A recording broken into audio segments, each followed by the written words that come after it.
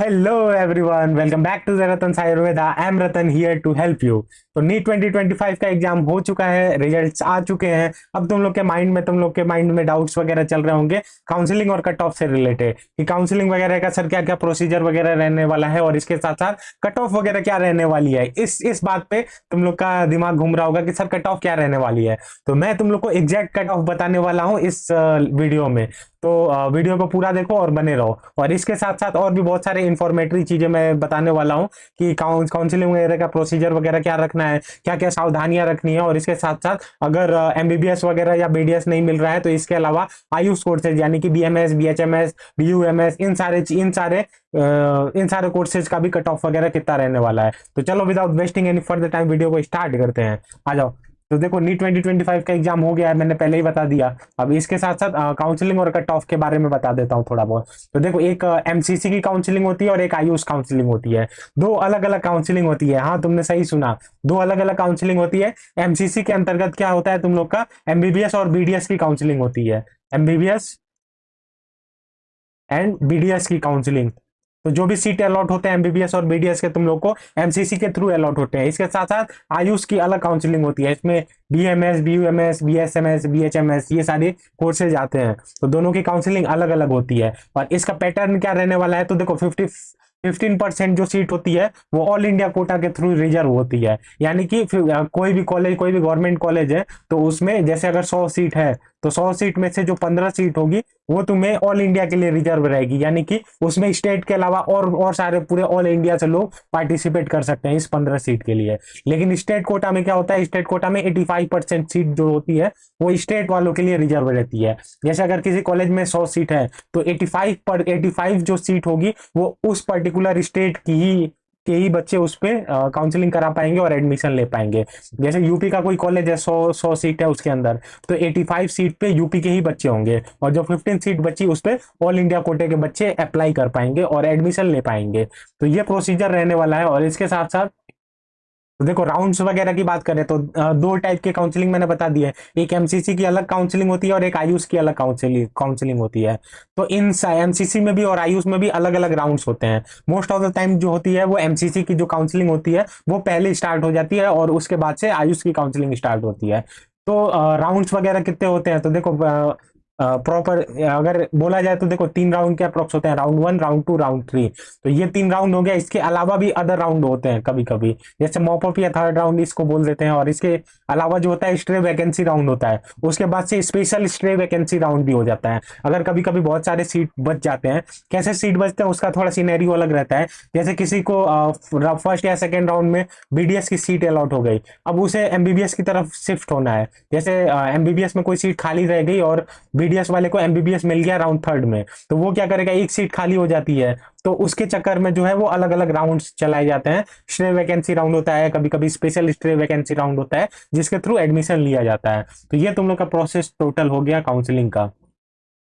अब cut off की बात कर लेते हैं। तो कट ऑफ देख लो कि जो एमबीबीएस और बीडीएस की काउंसलिंग है एमसीसी कराती है और इनके कट ऑफ वगैरह क्या है ये मैं एक बार बता देता हूँ। प्रेडिक्शन मैंने कैसे किया, क्योंकि लास्ट ईयर जो भी अप्रोक्स रैंक के हिसाब से जितने भी कॉलेजेस वगैरह मिले थे उस हिसाब से इस बार भी होने वाला है।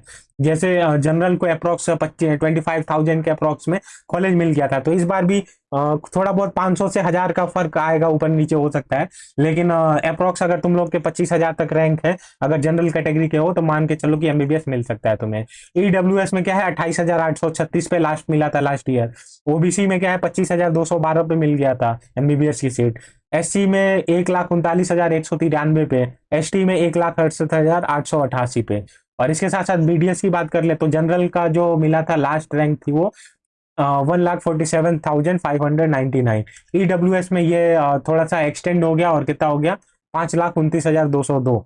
फिर ओबीसी में 3,65,221, एससी में 4,45,840 और एसटी को लास्ट में कितने पे अलॉट हो गया, तो 5,41,600 758। तो ये एमबीबीएस और बीडीएस की थी। और अप्रोक्स जो रैंक वगैरह वाला सिस्टम है वो ऐसा ऐसा ही कुछ रहने वाला है इस साल भी। तो अगर तुम लोग के मार्क्स जो है इस रेंज में लाई कर रहे हैं तो तुम अपने आप को सेफ मान सकते हो। लेकिन अगर तुम्हें एमबीबीएस और बीडीएस नहीं मिल पा रहा है तुम लोग के कैटेगरी वगैरह के हिसाब से, तो तुम लोग आयुष की काउंसलिंग भी करा सकते हो। इसके अंतर्गत बीएमएस आ जाता है, बीएचएमएस आ जाता है, बीयूएमएस आ जाता है, जिनके थ्रू भी तुम लोग डॉक्टर बन सकते हो।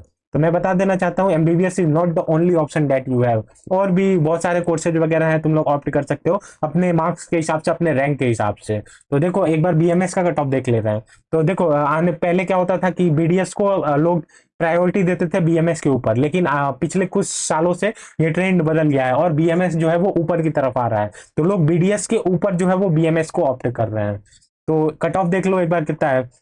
जनरल का 1,15,226 के आसपास तक जा सकता है। ये लास्ट रैंकिंग बता रहा मैं। ईडब्ल्यूएस का है जो कट ऑफ है बीएमएस का 1,20,000 के आसपास जा रहा है। ओबीसी का 1,14,000, एससी का 2,72,000 के आसपास, एसटी का 3,47,000 के आसपास जो है। अगर तुम लोग के मार्क्स अगर कैटेगरी के हिसाब से इस इन रेंज में अगर लाई कर रहा है तो तुम लोग बीएमएस को ऑप्ट कर सकते हो। और फिर अगर थोड़े मार्क्स अगर कम है तो लोग बीएचएमएस यानी होम्योपैथी को भी चूज कर सकते हैं। इसका जो जनरल का कट ऑफ गया था लास्ट ईयर जो था वो 2,40,000 के आसपास था। ईडब्ल्यूएस 2,56,000, ओबीसी जो है 2,32,000, एससी 4,14,000, एसटी जो है वो 4,58,000 के आसपास।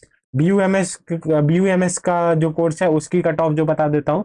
जनरल की 2,38,000, ईडब्ल्यूएस 2,15,000, ओबीसी 2,36,000, पांच एससी जो है वो 5,94,000, एसटी जो है वो 7,27,000। तो अगर तुम लोग के मार्क्स वगैरह इस रेंज में लाई कर रहे हैं तो आराम से तुम लोग डेफिनेटली आयुष कोर्स वगैरह चूज कर सकते हो। क्योंकि जो नीट का पैटर्न हो गया और जो नीट का एग्जाम वगैरह देखा, पेपर वगैरह देखा तुम लोगों ने, तो लेवल जो है अब यहाँ से लगता है कि डे बाई डे बढ़ता ही जाएगा।